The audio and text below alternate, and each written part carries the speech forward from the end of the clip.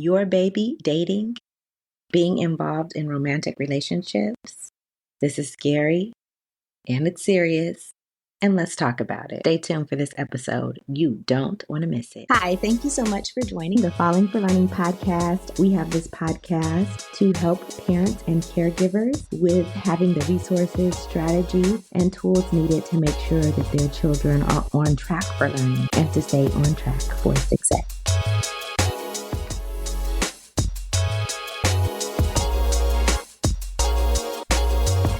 Okay, so we're going to be talking about dating with teens, relationships.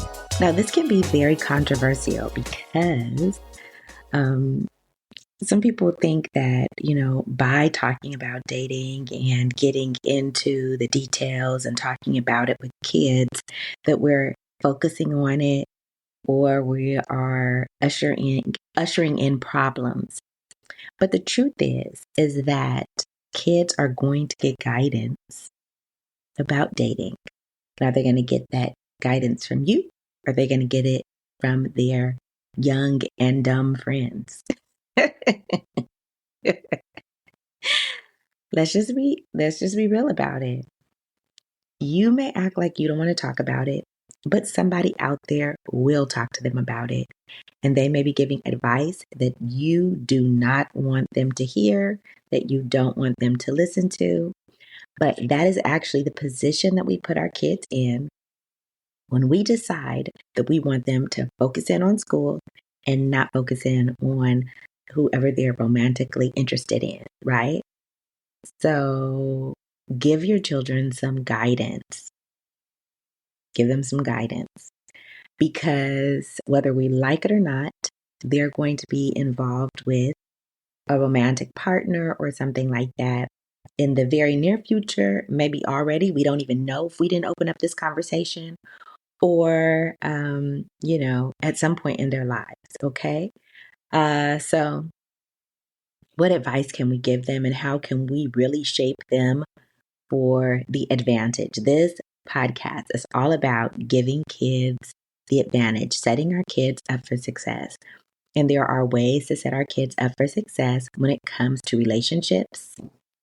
And there are ways that we could set them up for failure. And we don't want to do that, but we do it. Okay, let me get a little sip of my tea because guess what? This is heavy.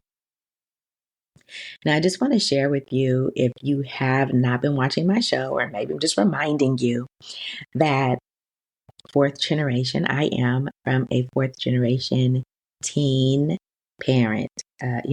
We are generationally, becoming teen parents. And I was really looking at that and analyzing that over the years, myself as well, a teen parent. It really comes from us not giving guidance. So we really emphasize, school or all those things, and don't worry about a boyfriend. Boys aren't important, whatever those problems are, right? And the truth is, like I said, you are getting advice from your parent, from your friends, when you're not getting them from your trusted adults, right? You make yourself a person that they're not going to come to and get advice from. When you tell them not to worry about it, it's not important. Don't worry about boys you don't date. That's not important. It becomes really central. And kids sneak into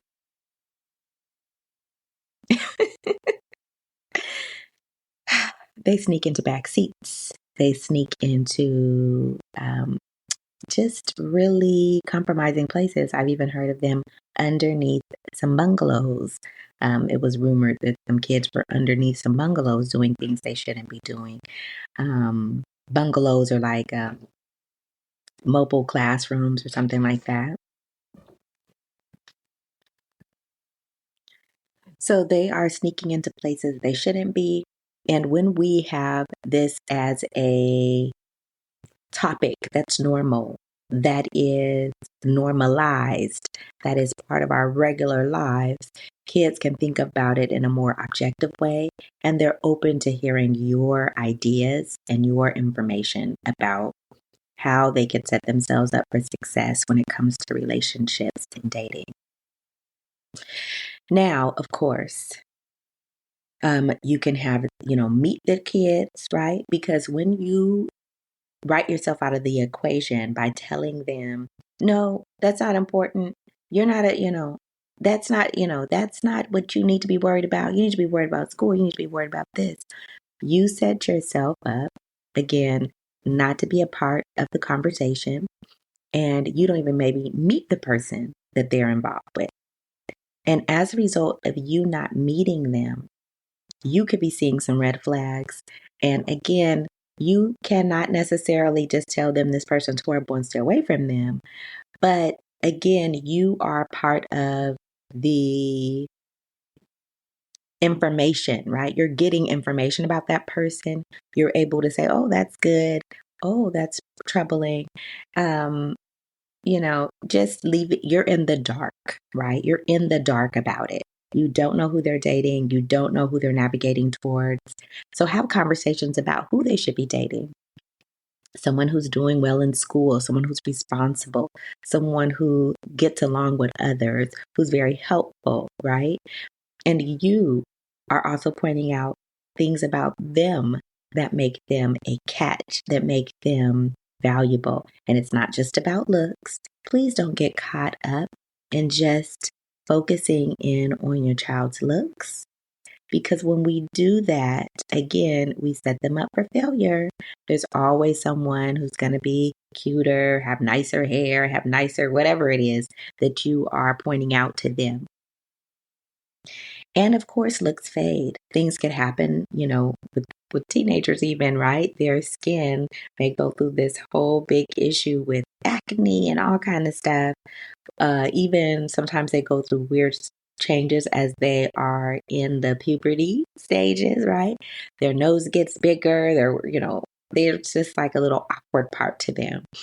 And so don't focus in on the looks for them. Focus in on qualities that make a great partner, that make a person that you could work with, things that couples should be doing together, right?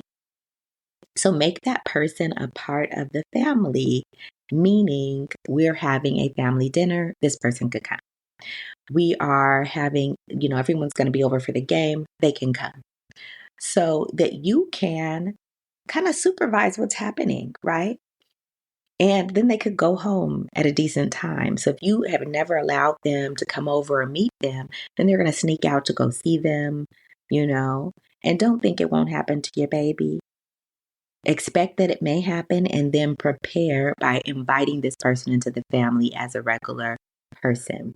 So they're less likely to be sneaking around to see each other when they've already been able to be together during that Sunday or Saturday for the game.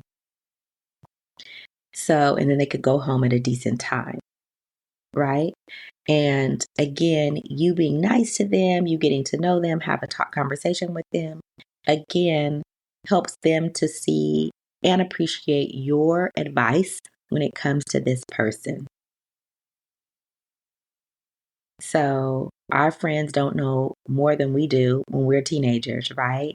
And if they're the only source of information, your child is definitely going to be led astray. So you really want, again, to keep those lines of communication open by making this person a normal part of your life and having the expectation that you would be meeting them and they would be coming over and involved in some of the family activities. That should be the expectation, not that they have a secret boyfriend or girlfriend that no one knows about. And again, you can't even give them advice because you don't even know what they're dealing with.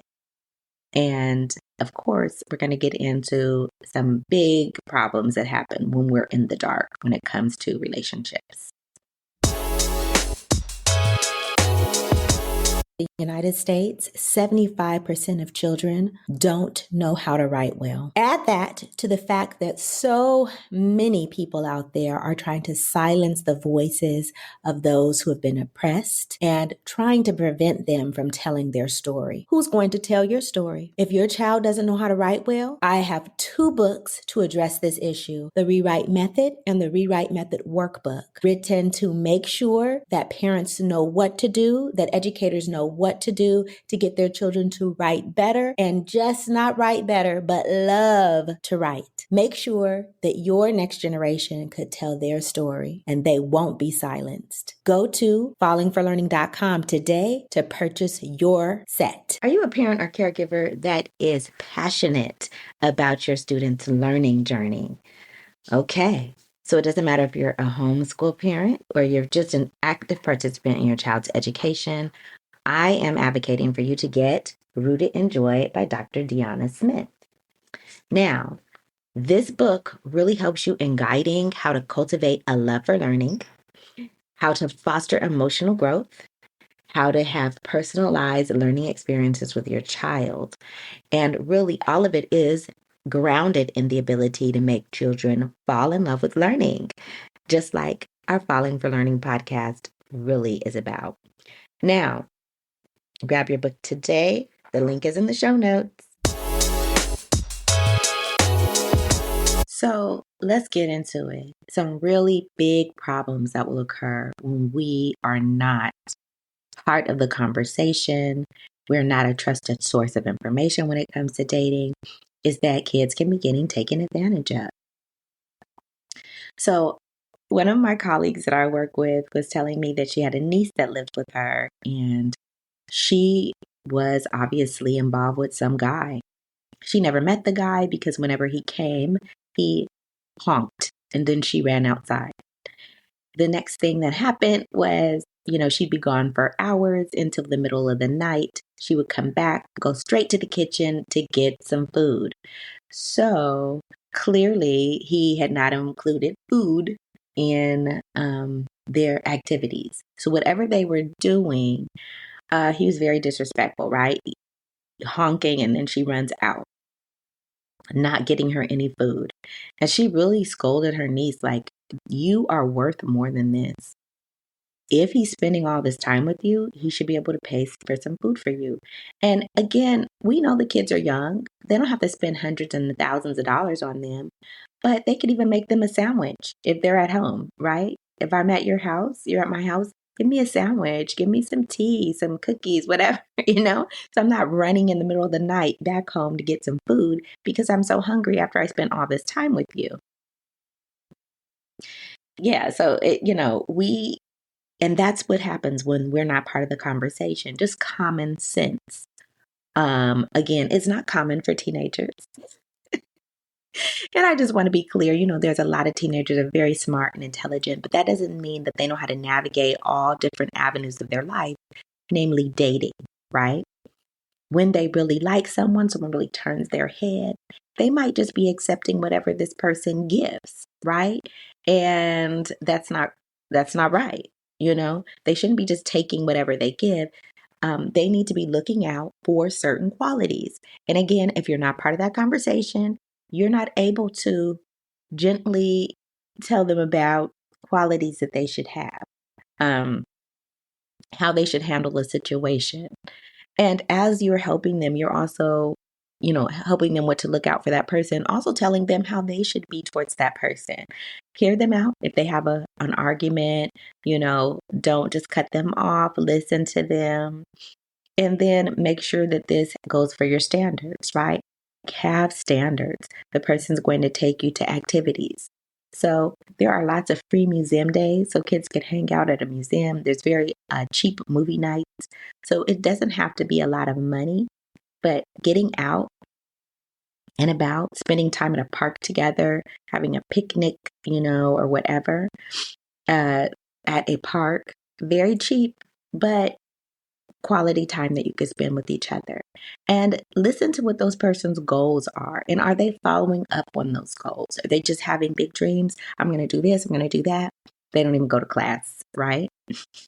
I'm going to go to this college. I'm going to become a rapper. I'm going to become this. Are they rapping? Are they actually going towards their goals? Or are they just a big talker? Because a lot of people are. They'll juice up our kids. Oh, I love you, the most beautiful person in the world, blah, blah, blah. But they won't even want to spend time with them. They lie to them. They don't show up for them. And those are things that they need to be looking out for. And on the other hand, your kid, of course, should be showing up for this person. If they have a show, they're trying to become a rapper or something, show up to their show, cheer them on, give them encouraging words, just like you would want. So you're teaching them how to navigate a relationship. And then sometimes when things need to move on, they need to move on, right? And helping them to understand that that person is just a part of their life. And it's not everything, because we know kids get really serious and that person becomes everything to them. And when that person is no longer part of their life, they may get into serious mental health issues. Maybe they want to end their life, hurt themselves, whatever.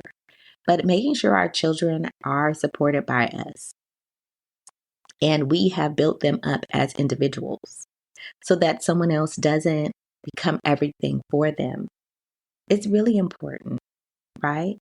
And then I do want to say, and I always say this, I'm always going to take it back to this, as parents, we are the blueprint. Now, if you're like, ooh, I don't like what is happening in my relationship or what right now, so I don't want to be the blueprint, then we need to get it together. Our kids are watching us. They're soaking in our attitudes, our mindsets, our mannerisms, and you see it. You see your kids doing exactly what you do. Bringing up conversations, pointing out things that you bring up. You see it. And that's the same thing they'll do with relationships. So if you're in a destructive or abusive relationship, of course, they are very likely to be in the same type of relationship. They are very likely to normalize that, being treated that way. And so you need to really consider what your kid sees when they see you. And again, pointing out healthy and positive relationships, pointing out when people have done things that are just deal breakers. It doesn't make any sense. It's not what's going to happen.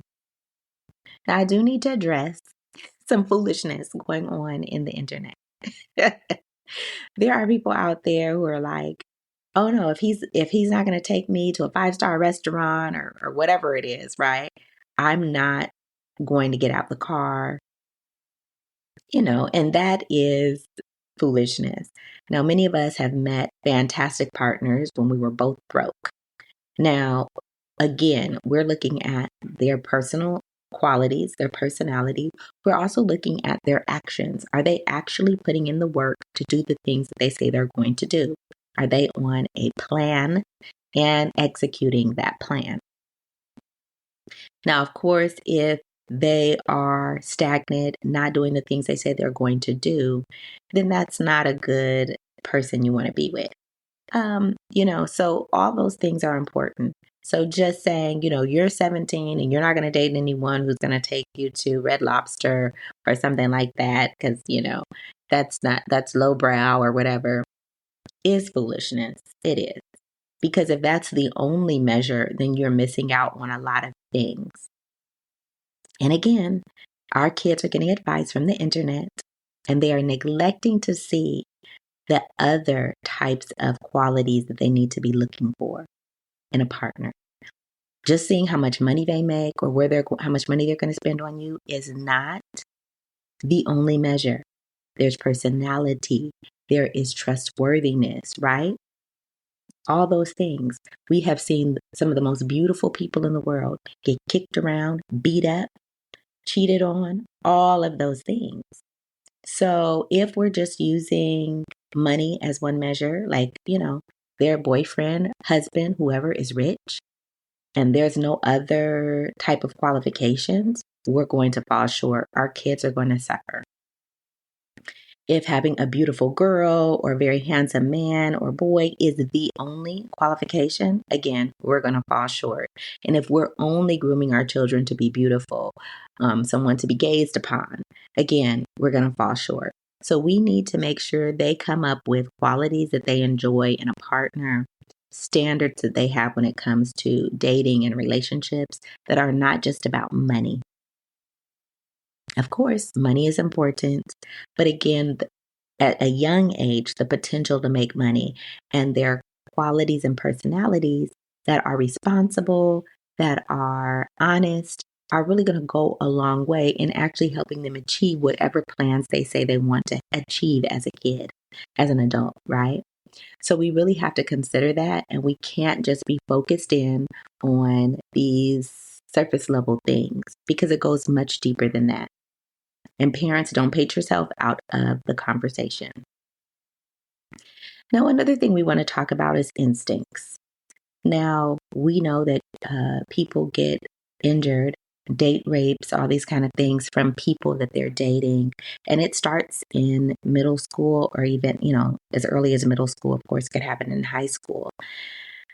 So they need to really key in on certain things that, predators do or people who prey upon people do. And it starts very small. They might just make an off, comment about your hair or about, your butt is too big or you gained a little weight or something. It goes in all the way into people killing one another. It escalates, right? And of course, people have disagreements and then also teaching them how to get into deal with those disagreements in a healthy way. And we talked about a little bit earlier, but we'll go into it more. But we want to talk about that extreme issue when kids are subjecting themselves to, partner abuse. And it could happen with boys, right? Boys can be abused just like girls can. And really recognizing those signs. So, it's really a hard topic, but we really have to talk to our kids about that. So, it is ideal to talk to our kids about this before they get involved in relationships. But again, we don't know when they'll get involved in relationships. So, again, having this kind of running dialogue where they're talking about romantic relationships, what to look for, what to look out for, right? There are women who have been, killed or whatever based on, someone that they decided to date or spend some time with. And I really want you to be clear with kids about what to look out for, right? Things that they say or do, not going out on a date. Again, when our kids are young, a lot of them are just dating someone that they met at school. So it's kind of very much easy. But again, they could have kids. As we know, unfortunately, we have serial killers, at the schools as well, but when they meet someone new, like meeting in a public place, making sure maybe they're not giving their specific address, they're not giving their passwords, all those kind of things, so that they have some bit of privacy. Again, letting you know and other people know where they are, putting the location on the phone so that they are safe. Someone could be nearby. And that may be a way you want to start with your child dating. Like they're at the movies and then you're in the back at the movies or you're in the movie next door. So that you are very much sheltering your kid, but also providing some guidance and independence at the same time. So one of the final things that we want to talk about is coming right up about, and involves our safety. So right after these sponsors.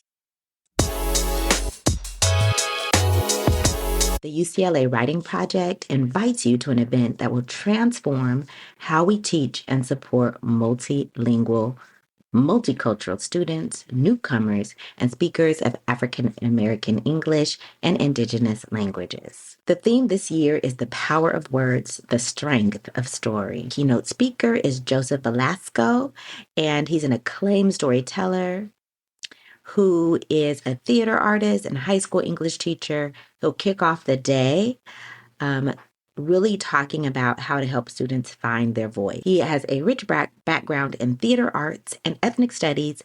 Joseph brings his unique perspective on how words and stories empower students to find their voice and their lived experiences. There will be workshops with a social justice focus. Throughout the day, you'll participate in workshops that explore writing as a tool for social justice, addressing critical issues related to race, gender, and media. In addition to that, I will be one of the presenters there, and I will also be doing a book signing and selling books there. If you haven't got your copy of the Rewrite Method and the Rewrite Method workbook, or if you need to re-up because you finished up that workbook with one of your students and another child is coming up, so don't miss TD Flenaugh is going to be there at the conference, the With Different Eyes conference. It is a wonderful conference to help support multilingual and multicultural students. Don't miss it. Multicultural students, newcomers, and speakers of African American English and Indigenous languages. The theme this year is the power of words, the strength of story. Our keynote speaker is Joseph Velasco, and he's an acclaimed storyteller who is a theater artist and high school English teacher. He'll kick off the day really talking about how to help students find their voice. He has a rich background in theater arts and ethnic studies.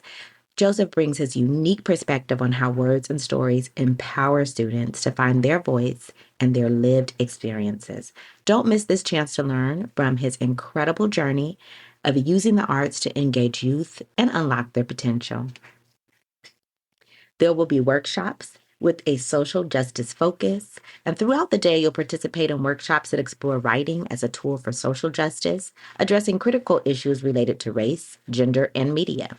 Discover how writing can become a powerful means for students across grade levels and content areas to advocate for change and equity. In addition to that, I will be one of the presenters there, and I will also be doing a book signing and selling books there. So if you haven't got your copy of the Rewrite Method and the Rewrite Method workbook, or if you need to re-up because you finished up that workbook with one of your students and another child is coming up, or another iteration is actually coming in 2025 as well. So don't miss TD Flenaugh is going to be there at the conference, the With Different Eyes conference. It is a wonderful conference to help support multilingual and multicultural students. Don't miss it. Okay, so one of the things we really want to talk about and has been really changing over the years is that, boys and girls have been pressured to show, do like nude selfies and stuff like that. And so there's going to be a couple of articles and things like that I will put in the show notes about this, and really to inform our kids, because they have really been leveraging those nude photos later on, right? If we're so in love and I'm showing you nude photos, of course you have those nude photos when we're no longer in love. And sometimes the person's not in love at all. They're just on a bet. Some of them are in a competition to see how many nude selfies they could get. So they may game up your child and talk about how beautiful they are and how much they want to see their body. And then they get the picture and then they are able to show it to their friends. Like, this is my 20th nude selfie, right? The other thing, if your child is on the receiving end of those nude selfies, they could also, depending on where you are and the laws in your area, be on the hook for child pornography. If they're underage and they're especially distributing that picture of the people, they could be in trouble. So again, it's very important we talk about these things with kids ahead of time. A third thing that happens with these nude selfies is that people also extort kids. So, college kids, young kids, they're like, if you don't send me this money, if you don't do this, I'm going to share these nude photos with your mom, your grandma, your cousins, your aunties, whoever, right? And some kids have even died by suicide because of this pressure of these nude selfies or whatever. So again, let them know, no matter how much they love this person, that those pictures can later on come back to haunt them. And once it's out, it's very, very, very difficult to close that door on that. So it's not out there. Now, some people have changed their idea about these nude selfies or even nude videos, sex videos, because some people have become stars because of them. They have been able to make a lot of money and, leverage that in a way in which they make money. So you do want to talk to your kids about this. Like, not everybody is making a lot of money from these sex tapes or able to leverage it into uh, an empire. It happens for some people, of course, but it didn't happen for a lot of people. And so they need to know that. The chances of that happening are very slim. And in the meantime, what they could lose is quite a bit, right? We know that your online presence is, audited, looked at and analyzed by many people that you may want a job for. People have even gotten their college entrance, it to be rescinded, right? They're like, we no longer want you. You're a lot of problems. You are on the internet in unsafe, unhealthy, and embarrassing ways for our university. And we don't want you here anymore. So really ruining their lives when they're just trying to get things started. So is it worth it? And if they're in a trusting relationship, that person can deal and continue to deal with them without the nude selfie, right? So what I didn't get into, and I'm not going to get into in this episode, is about, advocating for your child in, abstinence or whatever. That's a personal conversation you have with your kids. But I do want to say, whatever way you fall on this spectrum with your child, your daughter, your son, make yourself communicate with them in a way that helps them for you to be a part of the conversation. Because again, if you don't do what you're supposed to do to keep the communication open, you won't be part of the conversation. And they're going to be making decisions based on what their young and dumb friends, give them for advice, and you won't even know when, where, or how they're going to be involved sexually. And because you're not a source, right? You have treated them in a way or talked to them in a way and have ignored their needs or their questions in a way that you're not a place and a person that they go to for advice. So if you set yourself up like that, your kids will be out doing things that you don't know, and then you'll get the surprise call, right? That you are an early grandmother or something like that. Happened at my family several times. It's not the end of the world, but of course, there's things that we can do to prevent it, to help support them, and help make sure that they feel loved and cared for, and they're solid on their own, so that they are making informed decisions that are you're part of the conversation, and not just someone who is thinking about how cool it is, or doesn't even have the depth of experience to give advice on. Okay.